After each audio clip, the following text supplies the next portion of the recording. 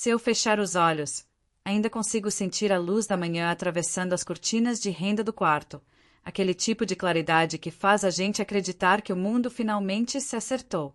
Faltavam poucas horas para eu me casar com Rafael Azevedo, o homem que, durante anos, habitou apenas o canto mais silencioso dos meus sonhos. Tudo estava pronto. O jardim da fazenda Santa Clara, nos arredores de Goiás Velho, parecia saído de um cartão antigo. As mesas cobertas de linho cru, as flores brancas colhidas na madrugada, o cheiro doce de terra molhada depois da garoa. Minha mãe jurava que aquele perfume trazia sorte. A cada detalhe, o trio de violão afinando sob a mangueira, as fitas brancas dançando ao vento, o vestido pendurado na janela, eu sentia o peso e a leveza de quem acredita estar chegando ao lugar certo. Me olhei no espelho. Por um instante, quase não me reconheci. A mulher refletida ali tinha o olhar calmo, seguro, como se finalmente tivesse vencido a pressa e as feridas. Depois de anos abrindo caminho num escritório em Goiânia, depois de noites sem sono e metas inalcançáveis, eu acreditava ter conquistado aquilo que todos chamavam de felicidade. Os colegas do escritório tinham vindo de longe. Meus pais estavam orgulhosos, meus irmãos cuidavam dos últimos detalhes. E nada, absolutamente nada, parecia fora do lugar. Nada, exceto uma leve tensão no peito, um fio invisível de inquietude que eu não sabia nomear. Atrás de mim, ajeitando a cauda do vestido com cuidado quase cerimonioso, estava Lívia Mendes, minha madrinha de casamento e amiga de trabalho, alguém que havia se tornado parte da minha rotina de um jeito que eu mal percebi. Eu a conheci quando ela ainda era estagiária.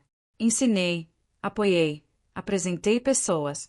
E, aos poucos, nossa relação ultrapassou o ambiente profissional.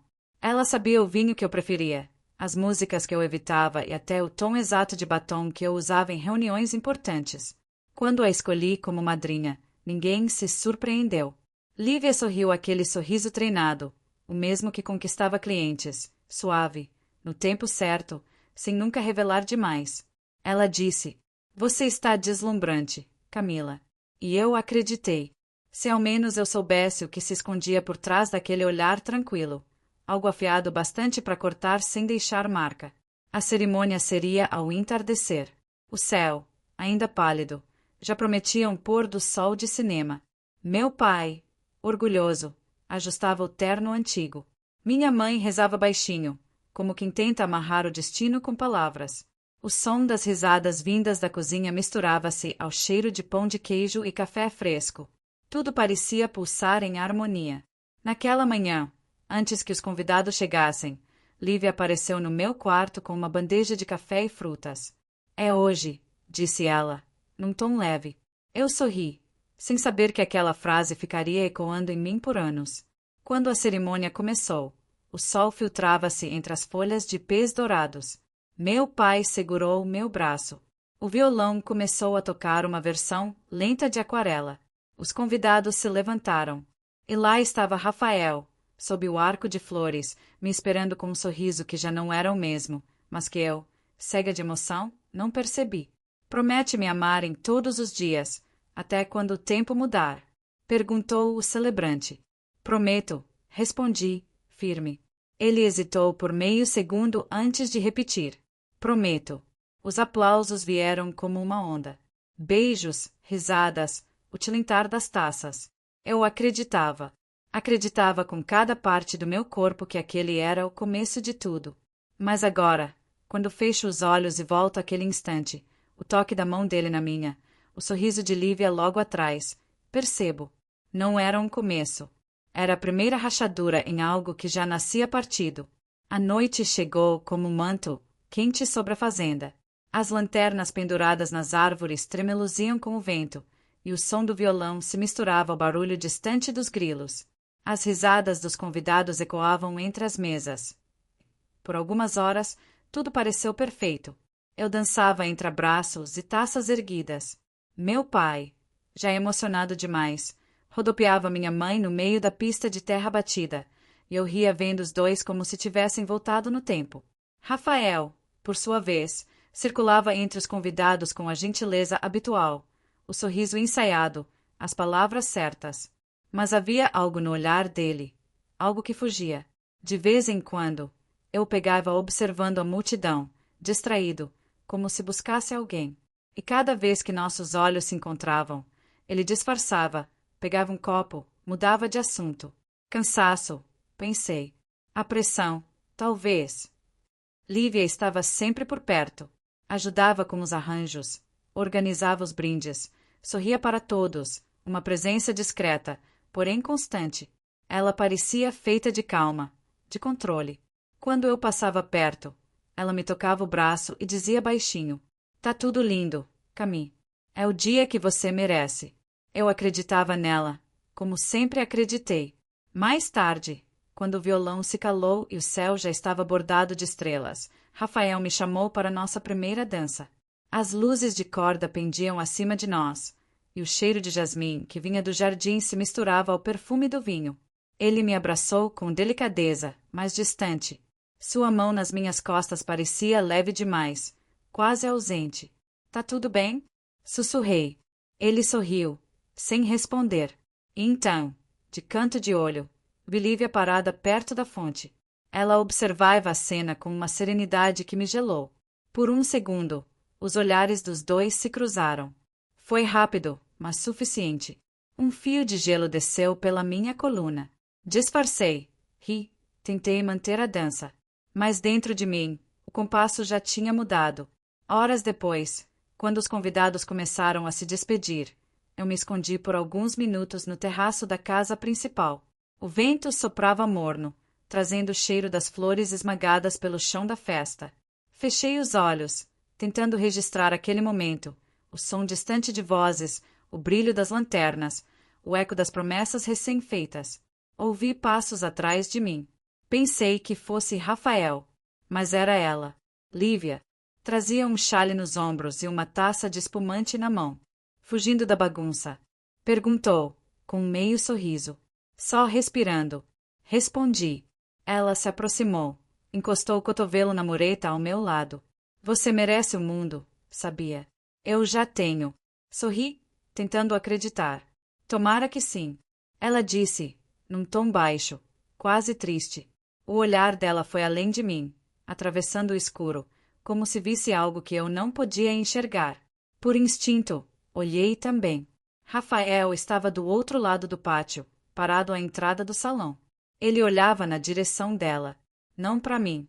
Aquela troca, um segundo apenas, foi suficiente para o ar mudar de peso. Fingindo não perceber, peguei minha taça e murmurei: "Acho que vou subir, descansar." Ela assentiu, o sorriso preso. "Boa noite, Camille." Voltei pro quarto e fechei a porta. A lua escorria pela janela, desenhando faixas prateadas no chão. Tirei o vestido devagar, pendurei com cuidado e fiquei ali, parada, ouvindo o silêncio. Rafael demorou a subir. Quando entrou, já passava da meia-noite. Tirou o paletó, afrouxou a gravaita e sentou na beira da cama sem dizer nada. Eu tentei brincar. "Casar cansa, né?" Ele riu, mas foi um riso vazio. "Foi um dia bonito", disse ele, mexendo no relógio. "Foi", respondi. E o silêncio caiu de novo, denso, entre nós. Fui dormir sem entender o porquê do vazio que se instalava. Mas o corpo sempre sabe antes da mente. Por volta das 3 da manhã, despertei com um ruído distante. Um rangido de porta. Depois, passos leves sobre o assoalho. Virei pro lado. A cama ao meu lado estava vazia. Meu coração começou a bater forte. Me levantei, tentando não fazer barulho. O corredor estava semi-iluminado pela luz que escapava do abajur da sala. E lá, no fim dele, uma porta entreaberta deixava passar uma linha dourada de luz. O quarto de hóspedes. O quarto de Lívia. Por um instante, quis acreditar que era só impressão. Mas o instinto gritou antes que eu pudesse negar. De dentro, veio um som abafado. Um murmúrio. Depois, o tipo de riso que não se confunde com amizade. Meu corpo inteiro congelou. Dei um passo, depois outro, até ficar diante da porta. Não precisava abrir. O que ouvi bastava para despedaçar tudo. O som da voz dele, o mesmo tom que, horas antes, prometera amor eterno, agora sussurrava outro nome, o dela. Fiquei parada, Os pés frios no chão de madeira, a respiração falhando. A realidade se partiu ali mesmo, naquela linha de luz. E então, a porta se abriu. Rafael apareceu primeiro. Cabelos desalinhados, expressão pálida. Congelou ao me ver, como se o ar tivesse sumido. Atrás dele, Lívia, o xale escorregado, o rosto despido de máscaras. Nenhum dos dois falou. Nem precisou. Por quê? Foi tudo o que consegui dizer. O silêncio que veio depois foi a resposta mais cruel que já ouvi. Não lembro se chorei. Acho que não. O corpo às vezes se protege da dor como quem segura o ar para não afundar. Fiquei parada no corredor, olhando os dois sem conseguir piscar. O relógio antigo da parede marcava 13h15 da manhã. O som do tic-tac parecia zombar de mim, cada segundo um golpe. Rafael tentou dizer algo, mas a voz morreu antes de nascer. Camila, eu... Começou. Levantei a mão. Não. Uma palavra só. Seca. Suficiente. Lívia, pálida, encostou-se à porta. As lágrimas escorriam devagar, sem som. Tive vontade de rir. Era ela quem chorava. Eu ouvi. Tudo. Disse, num tom que não parecia meu. Ele abaixou a cabeça. Ela tentou se aproximar, mas dei um passo atrás.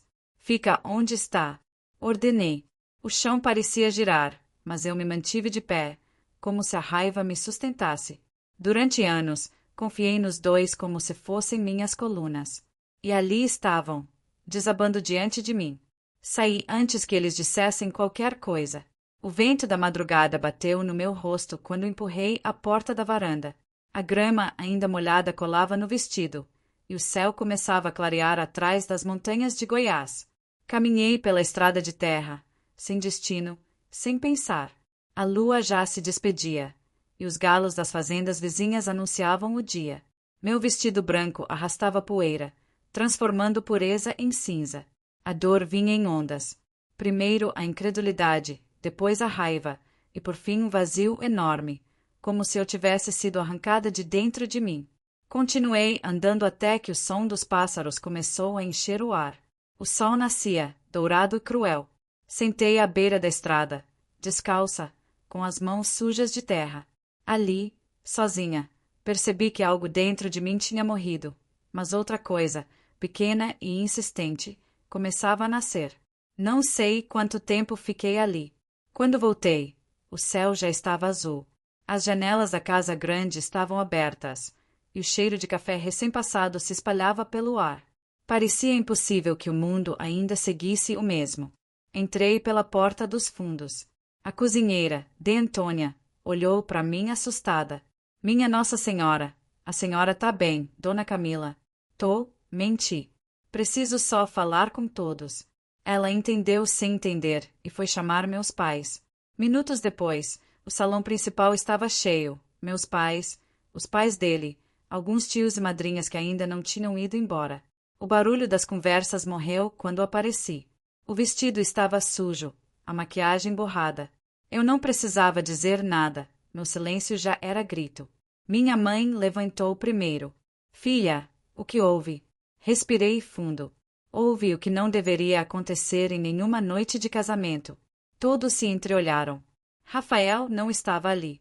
Nem Lívia. Descobri que os dois estavam juntos. Continuei, a voz firme, mesmo com o nó na garganta. Agora mesmo. O choque foi visível. Minha mãe levou a mão à boca. Meu pai fechou os punhos devagar, em silêncio. O pai de Rafael abaixou o olhar, como se carregasse a culpa do filho. Ninguém ousou falar. O som do vento batendo nas janelas foi o único ruído. Não quero desculpas. Nem explicações. Acrescentei. Só quero ir embora. Minha mãe tentou me abraçar, mas eu não consegui. Eu precisava de distância, de ar, de chão. Meu pai então deu um passo à frente, os olhos marejados mas firmes. Se é isso que quer, vai. E não olha para trás, minha filha. Foi a bênção que eu precisava. Peguei minha mala, a mesma que, horas antes, guardava sonhos, e atravessei o portão. O sol já estava alto. A terra vermelha grudava nos meus pés, e o vento quente levantava poeira ao meu redor. Atrás de mim, As vozes da casa ficaram pequenas até sumirem. Não chorei mais. Dentro de mim, o amor e o luto tinham virado a mesma coisa. Caminhei pela estrada sem saber para onde ir, mas com uma certeza que doía e libertava ao mesmo tempo. A mulher que entrou naquela igreja nunca mais existiria.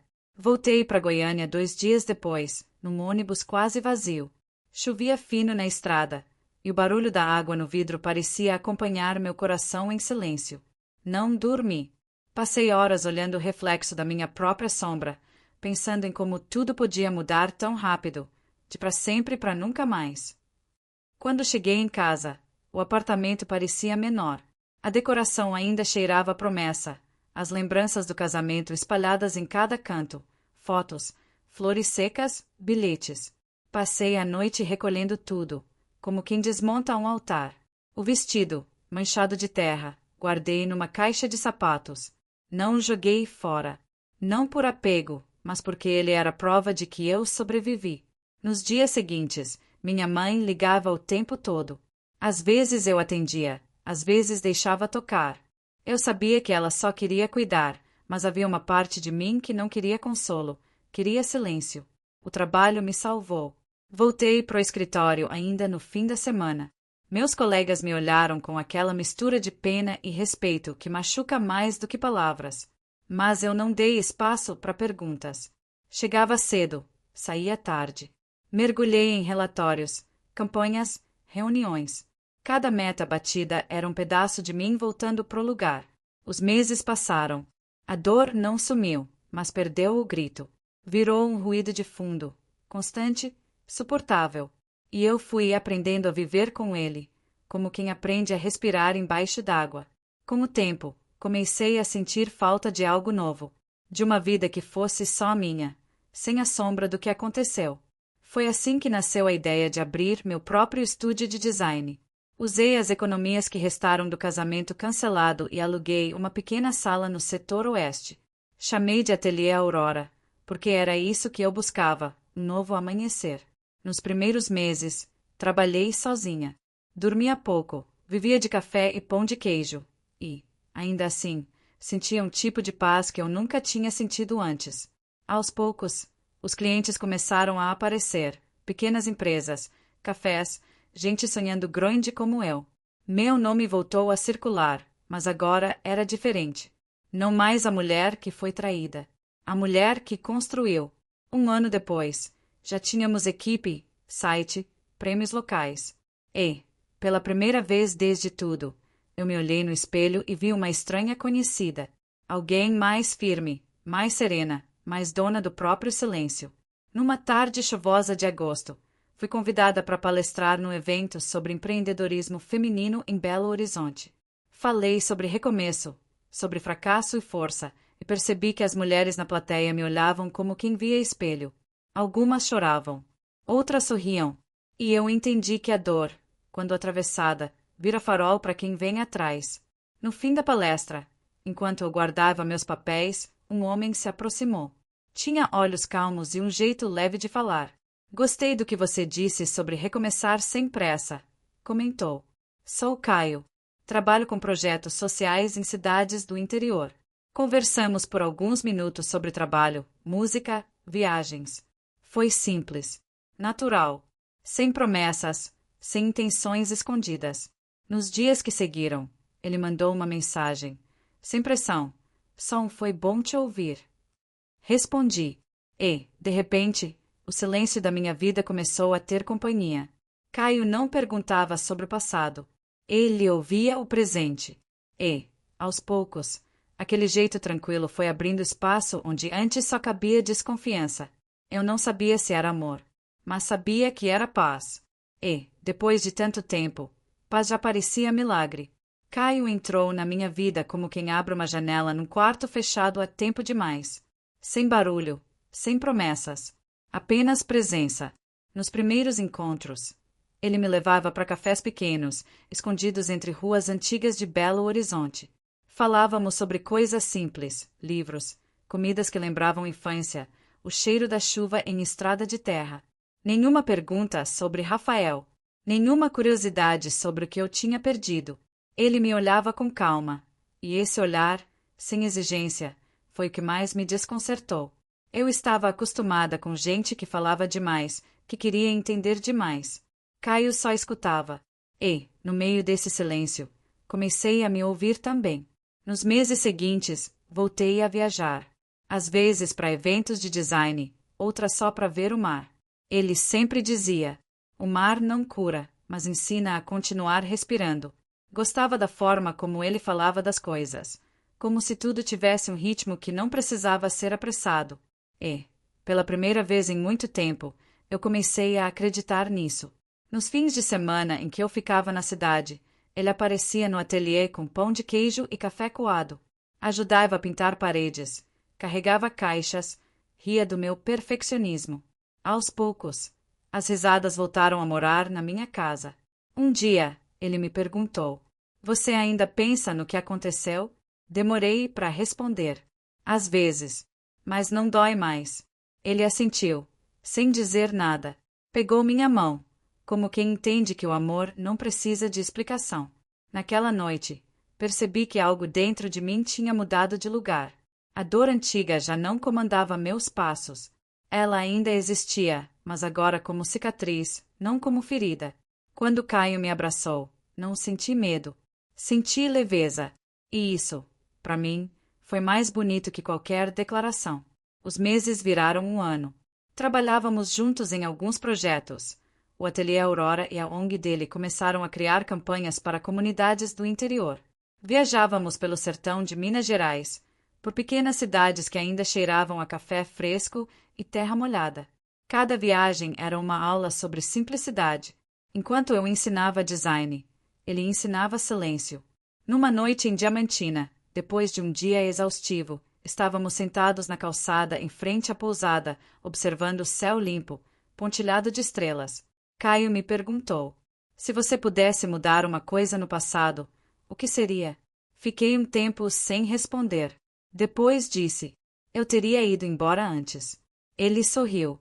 Às vezes, a gente precisa ficar para aprender a ir. As palavras dele ficaram comigo. Naquela noite, entendi que o amor não é um lugar para se perder, mas para se voltar a ser inteiro.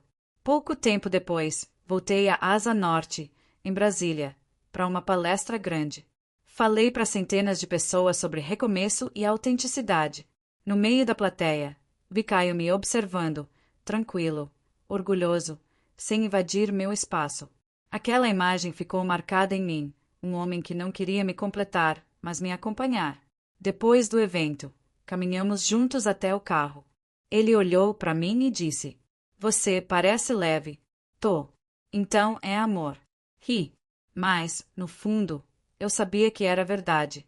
Hoje, quando acordo e o sol entra pela janela do meu apartamento, não penso mais no que perdi. Penso no que ficou. No cheiro do café que Caio prepara antes de sair para a reunião. No som leve da chuva caindo na varanda. Na calma. Foram anos até que a palavra felicidade deixasse de doer. Ela já não tem o brilho forçado das promessas, nem o peso das expectativas. Agora, é um estado quieto, um tipo de sossego que cabe dentro do peito. O ateliê Aurora cresceu. Tem gente nova, risadas, ideias espalhadas pelos quadros brancos da sala.